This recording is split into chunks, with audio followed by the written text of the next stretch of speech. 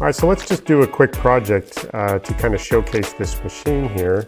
I'm gonna go ahead and just import an image with a lot of detail in it, and we'll be able to see how well this thing engraves out, which I think will be pretty good actually. Go and lock perspective here.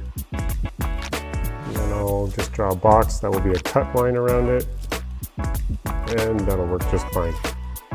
All right, so let's get some settings in. I'm going to use somewhere between 2 and 3 millimeter material. So let's go ahead to our cut line here and see what we think we could use here. So definitely is gonna have to be more than 10% power. Let's do 60% power, speed of 20, see if that'll cut it out. And then for our image, let's do some image settings here.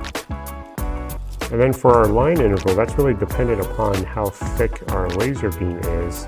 This is supposed to be a very thin laser beam.